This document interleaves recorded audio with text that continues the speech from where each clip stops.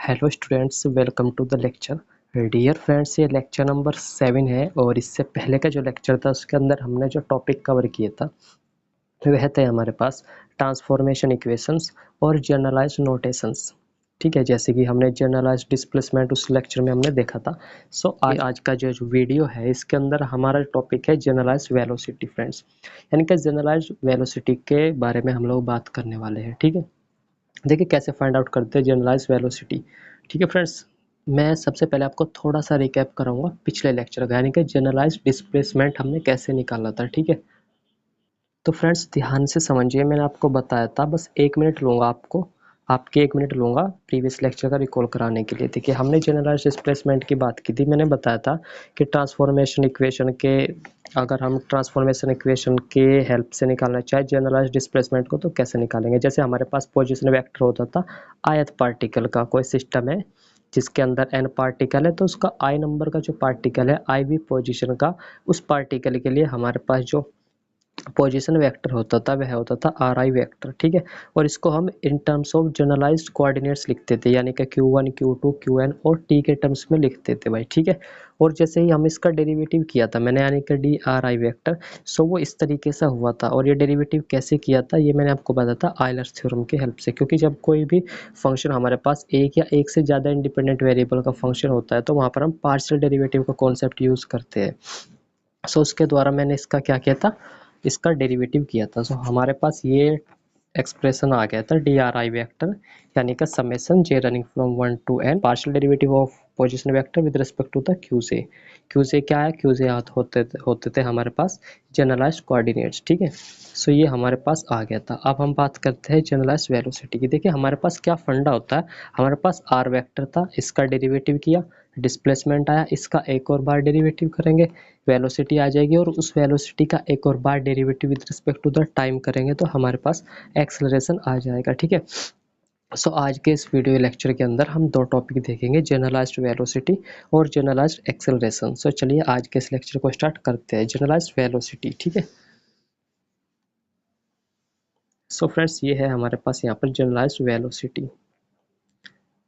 तो मैंने क्या कहा, जो हमारे पास अभी आया था इसमें जनरलाइज्ड डिस्प्लेसमेंट में, उसका एक और बार डेरिवेटिव कर देंगे हम with respect to the time. So हमारे पास आ जाएगा जनरलाइज्ड वेलोसिटी। चलिए देखते हैं the time derivative of generalised displacement. ठीक है, is known as generalised velocity. अभी बताया ना कि जो जनरलाइज्ड डिस्प्लेसमेंट था उसका टाइम डेरिवेटिव को ही क्या कहते हैं, जनरलाइज्ड वेलोसिटी कहते हैं भाई। ठीक है, कॉन्सेप्ट आपको समझ में आया ना। जो हमारे पास पोजीशन वेक्टर है उसका डेरिवेटिव करते जाना है, पहला डेरिवेटिव करोगे तो you will get generalised displacement, second times derivative करोगे तो तुम्हारे पास आ जाएगा जनरलाइज्ड वेलोसिटी, एक और बार डेरिवेटिव करोगे तुम्हारे पास आ जाएगा एक्सेलरेशन, और यही श्रृंखला ऐसे चलती रहती है, डेरिवेटिव करते हैं with respect to the time. ठीक है, सो जनरलाइज्ड वेलोसिटी में क्या कहा मैंने, कहा कि टाइम डेरिवेटिव है। ये किसका टाइम डेरिवेटिव है, किसका डेरिवेटिव है भाई, इससे पहले क्या था, जनरलाइज्ड डिस्प्लेसमेंट, यानी कि जनरलाइज्ड डिस्प्लेसमेंट का क्या है, टाइम डेरिवेटिव है।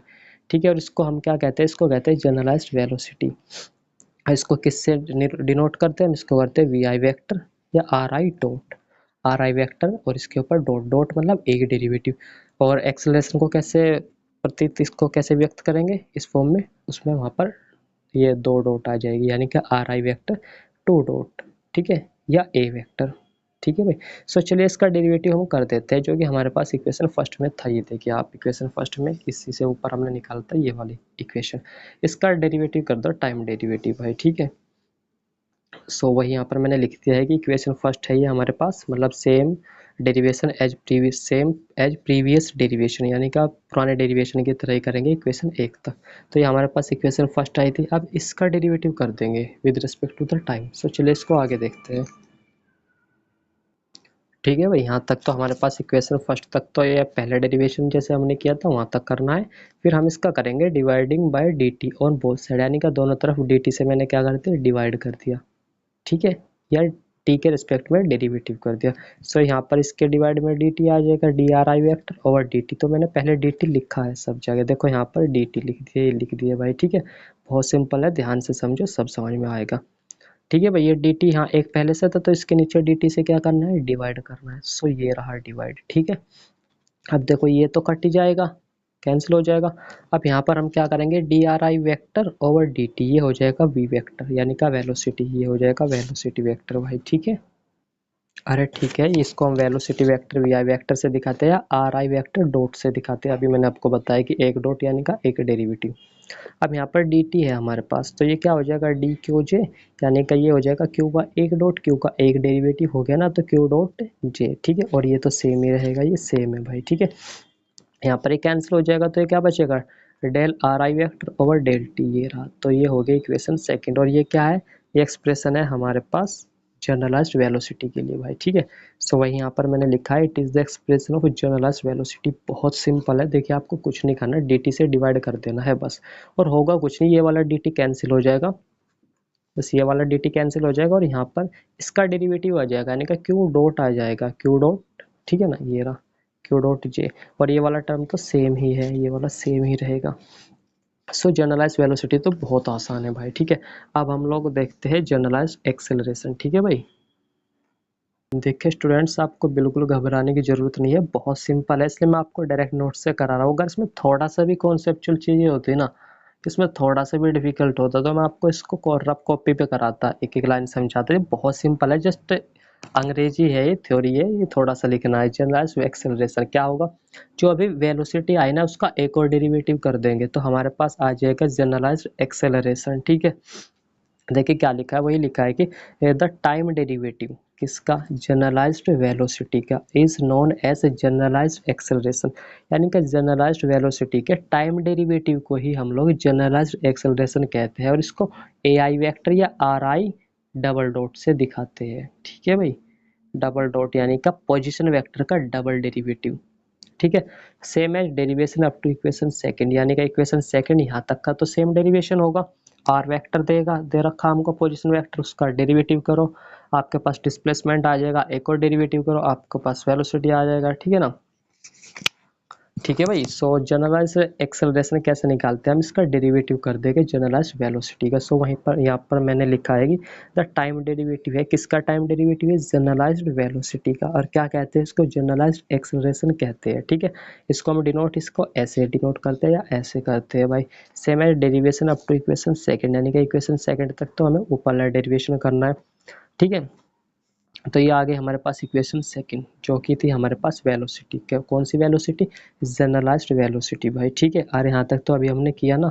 अब देखो आगे क्या करते हैं, अब यहाँ से होती है नई चीज़ स्टार्ट, यानी कि डिफ्रेंशिएट अगेन, अगेन मतलब दोबारा, विद रिस्पेक्ट टू टी, यानी कि टाइम के रिस्पेक्ट में इसको अगेन डिफ्रेंशिएट कर देते हैं। हमारे पास क्या आया, हमारे पास ये आया, यानी कि D we I vector over D T D R I vector, यानी कि ये जो है ना, इसका डेरिवेटिव कर दिया। अभी अभी मैंने किया नहीं, अभी जस्ट लिखा है, डी टी से डिवाइड करके लिखा है, तो डी टी यहाँ पर भी आ जाएगा डी ओवर डी टी। अरे तो सेम है ना, देखो देखो ये तो सेम है, ये सेम है भाई। और ये d over D t plus इसका कर देंगे डी ओवर डी टी, ठीक है, del are I vector over del t. So इसको हम क्या लिख देंगे, d we i vector over D T, यानी का ए आई वैक्टर। और यहाँ पर ये एक डॉट पहले से था, एक डेरिवेटिव और करेंगे तो ये आ जाएगा double dot are I vector, ठीक है छोटू, ठीक है छोटे भाई, यहाँ तक इतना ठीक है ना। अब देखिए दोस्तों, यहाँ पर हम इसको डी टी को कैसे सोल्व करेंगे, यहाँ पर लगाएंगे हम फर्स्ट सेकेंड। अरे जब दो फंक्शन हमारे पास प्रोडक्ट में होते हैं तो उनका डेरिवेटिव करते हैं, कैसे करते हैं, first as it is into second का derivative plus second as it is into first का डेरिवेटिव। सो यहाँ पर हम प्रोडक्ट रूल लगाएंगे तो हमारे पास ये आ जाएगा, और ये वाले टर्म तो हमारे पास सेम है ना, ये देखो D over D T, D over D T, del are I vector over del T, बिल्कुल सिंपल, ठीक है। आप यहाँ पर क्या करेंगे हम लोग, अरे ये वाली लाइन आ गई ना आपकी समझ में, एक और बार बताता है उसका। देखो मैंने क्या बताया, मैंने बताया कि जब भी दो फंक्शन प्रोडक्ट में होते हैं, सो प्रोडक्ट रूल के अकॉर्डिंग करते हैं डेरिवेटिव, यानी कि फर्स्ट एज इट इज, ये रहा फर्स्ट, तो ये रहा एज इट इज, और सेकंड ये वाला है, सेकंड का डेरिवेटिव यानी कि d over D t of second q j plus q j, यानी कि सेकंड एज इट इज, और डेरिवेटिव ऑफ फर्स्ट, इसका डेरिवेटिव हो जाएगा। और ये तो सेम ही है, ठीक है ना। अब आगे देखते हैं, आगे भी मैंने इस लाइन में कुछ ज़्यादा सोल्व नहीं किया, मैंने इसको क्या किया, del del are I vector था, तो यहाँ पर इसका एक डेरिवेटिव करेंगे, यानी कि एक डॉट आ जाएगा, तो ये हो जाएगा हमारे पास del are i dot over del T. और ये तो मैंने सेम ही लिखा, सेम कैसे लिखा, ये तो सेम है, और ये एक डॉट था तो ये सेकंड यानी का 2 डॉट हो जाएगी। एक और डेरिवेटिव करेंगे ना तो 2 डॉट हो जाएगी प्लस एज इट इज, ये सेम ही रहेगा।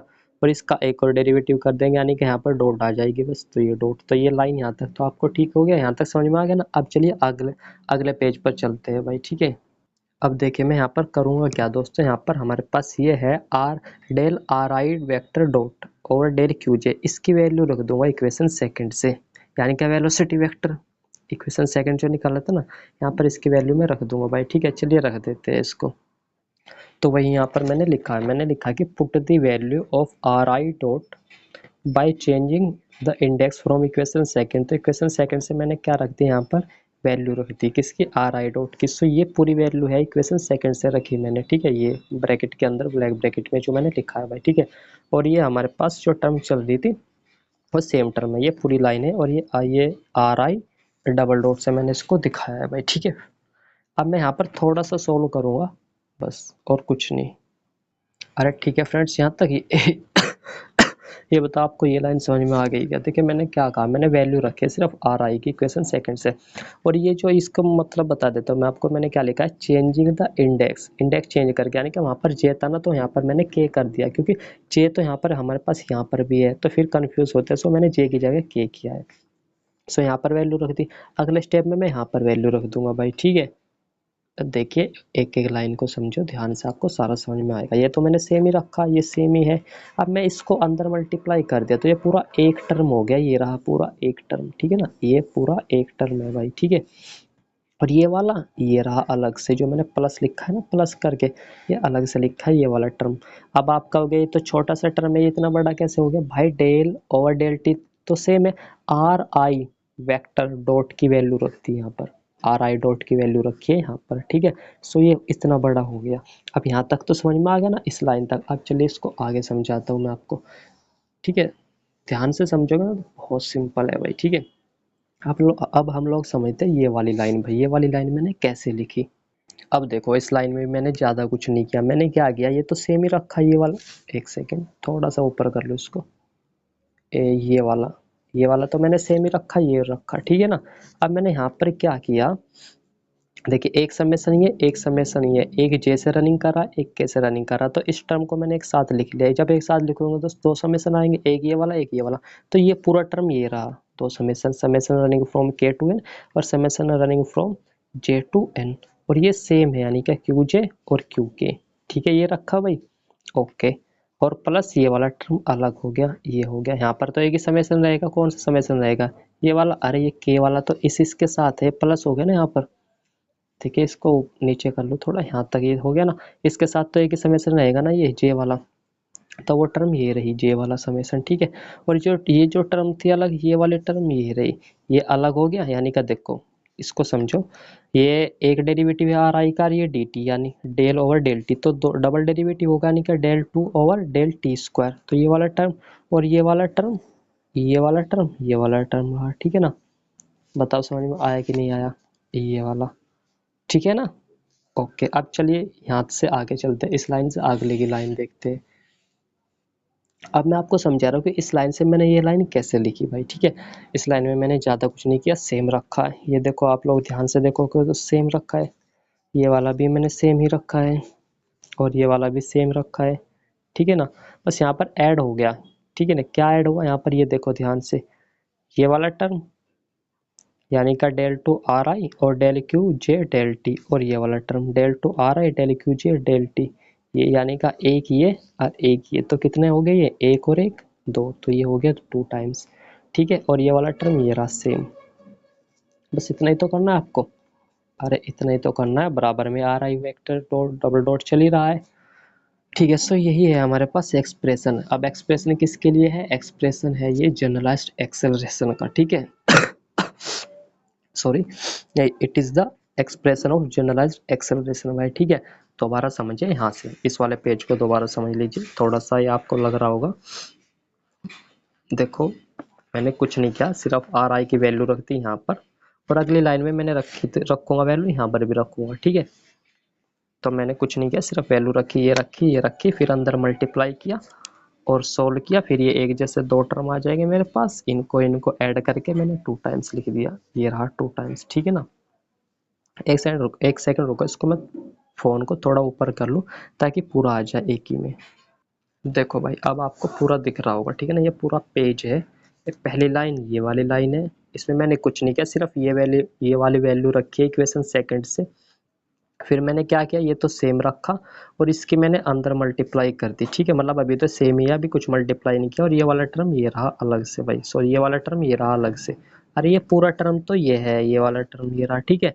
और ये वाला मैंने यहाँ लिखा है, ये वाला जो टर्म है ये वाला, ये है, ये डेल ओवर डेल टी ये रहा। और आर आई की वैल्यू रख दूंगा ना, तो ये इतनी सारी वैल्यू है आर आई की, जो कि मैंने इक्वेशन सेकंड से पुट की है। तो यहाँ तक ठीक हो गया ना। ओके, फिर मैंने क्या किया, अगली लाइन, ये जो यहाँ से स्टार्ट है अगली लाइन, एक सेकेंड, अगली लाइन है यहाँ से स्टार्ट है, ये यहाँ से स्टार्ट है, तो मैंने क्या किया, तो सेम ही रखा, इसकी मल्टीप्लाई कर दी अंदर। भाई देखो, एक समेसन, तो ये यहाँ पर 2 समेसन हो जाएगी। ये हो गया समेसन, यानी कि के भी रनिंग कर रहा है, जे भी रनिंग कर रहा है, ये पूरा टर्म हो गया। और फिर इसमें मल्टीप्लाई करूंगा तो ये पूरा टर्म हो गया। और ये जो ये वाला टर्म चल रहा था, ये वाला ये रहा, ये रहा। ठीक है, ठीक है ना भाई। अब मैं क्या करूँगा, मैं इसको और इसको ऐड कर दूंगा। अरे ये वाला और ये वाला सेम है ना, तो कितना हो जाएगा, 2 टाइम्स हो जाएगा। और ये सेम रहेंगे, तो ये और ये तो रहे सेम। और ये वाला हो गया 2 टाइम्स, ठीक है ना, 2 टाइम्स हो गया ना। और ये वाला अलग से मैंने ये लिख दिया। सो यही तो पूरा क्या है हमारे पास, ये पूरा है एक्सप्रेशन। अब किसका एक्सप्रेशन है ये, it is the expression of generalised acceleration friends. ठीक है, सो यार आज के इस वीडियो लेक्चर को यहीं तक रखेंगे। ठीक है, बिल्कुल जो मैंने आपको समझाने की कोशिश की है वो बिल्कुल समझ में आया होगा। नहीं आया तो वीडियो को शुरू से देखना, स्टार्टिंग से दोबारा, आपको डेफिनेटली समझ आएगा। बहुत आसान है और बहुत ही आसान तरीके से मैंने आपको बताया है। ठीक है, एक एक लाइन, एक एक टर्म, एक एक वर्ड कैसे लिखा है ना, वो आपको मैंने बताया है। ठीक है, सो थैंक यू यार, थैंक यू वेरी मच। आज के इस वीडियो को यहीं तक रखेंगे, मिलेंगे नेक्स्ट वीडियो में। तब तक के लिए थैंक यू वेरी मच।